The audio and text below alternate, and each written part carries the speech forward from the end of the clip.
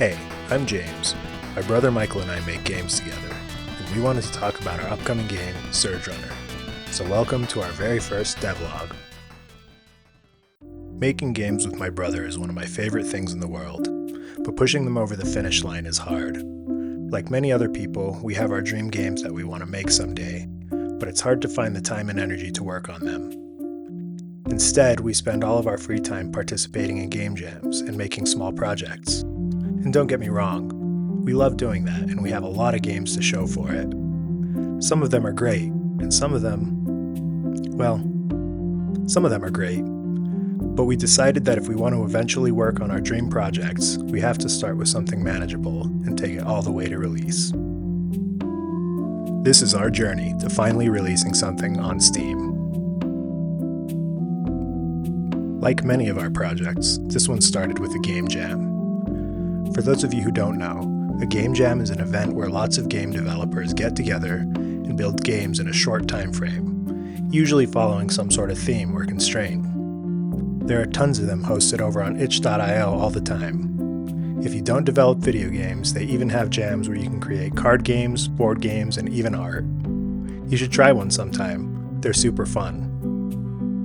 Anyways, in March of 2021, the NEStalgia podcast hosted a 10-day jam where participants had to make a game reminiscent of old Nintendo Entertainment System classics. The game we made for the jam was a precision platformer infinite runner called Hyperdash. The levels were procedurally generated, and collecting power-ups increased the speed of the screen scrolling. It was pretty fun in a slightly janky kind of way, but overall people seemed to enjoy it, and that was the last time we thought about it for 4 years.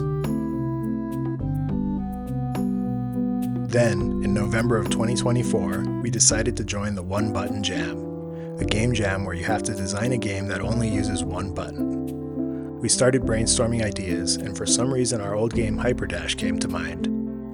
We began to wonder if we could improve on our old concept and make something a little more polished than our 2021 version.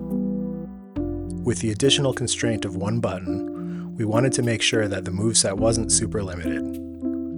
We decided that the player needed to move automatically since we didn't have enough buttons to give the player free movement.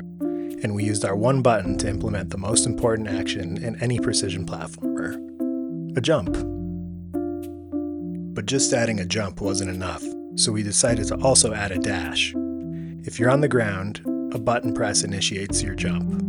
But if you're in the air, pressing the button initiates a dash. And to give the player even more control, pressing the button again during a dash would end the dash early. We added power-ups that increased the player's speed, and the gameplay began to have a really fun rhythm. We managed to build one level before the jam was over and posted Super Hyperdash over on itch.io to limited success. The thing about game jams is, you get out of them what you put in.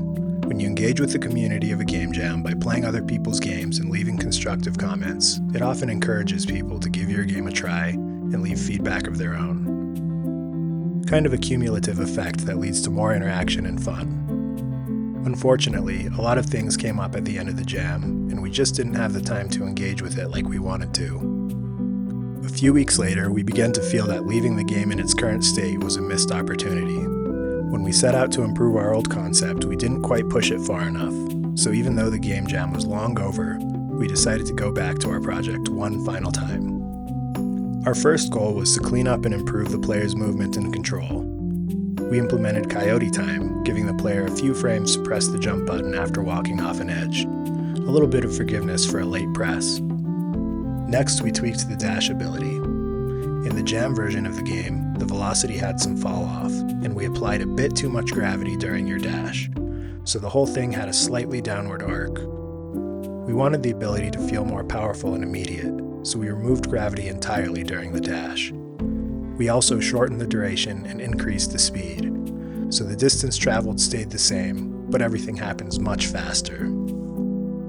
You may remember earlier in the video when I mentioned giving the player more control over the dash by allowing them to press the button again to interrupt it. While the idea worked in theory, the newly improved dash didn't leave much time to execute a second button press. We decided to change it so that holding the button down would let you perform a full dash, but releasing it would interrupt your dash early. Dashing into a wall in our game causes the player to become dazed for a short time, so the new dash cancel puts much more control in the player's hands. And we applied the same treatment to the jump. Releasing the button mid-jump now allows the player to perform a small hop. The more control players have over their momentum, the better. With player movement and control all squared away, the game was starting to feel pretty fun to play. But the speedrunning element of the game lacked one fundamental element: competition. Racing for a personal best was fun, but we thought adding an online leaderboard would enhance the overall experience, allowing players to compete against each other, vying for top positions on the board. Our final change was to add challenges, interesting ways to play the game that required different skills than just running fast. For example, some challenges may require you to play the level while touching the ground as little as possible, or to collect as many power-ups as you can in one run. The idea being that the challenges would give the player new ways to play and enjoy levels they've already completed. One last thing to talk about is the name. As it turns out, a game named Hyperdash already exists. So we decided to change the game's name to Surge Runner. And with that, we're finished. Well, mostly finished.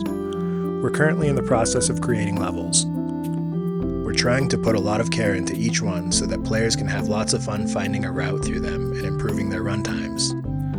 In addition to that, we wanted to put some work into our menus and polish. Everything was rushed during the jam, so overall we wanted to make the game feel cohesive and fun. We added lots of juice to everything. This will be our first full game, so we want as many people as possible to enjoy it. With that in mind, we put some work into localizing the game. We have an English version, a French version, and a Spanish version currently, with hopefully more to come in the future. If you're still here, thanks for sticking with us. We just released the demo on Steam, so feel free to swing by and give it a try. You can even wishlist it if you like what you see. And if you want to follow our progress, check out our various social media links. Everything can be found in the description below. And if you have any thoughts or questions, we would love to hear from you. Thanks for watching, and catch you later.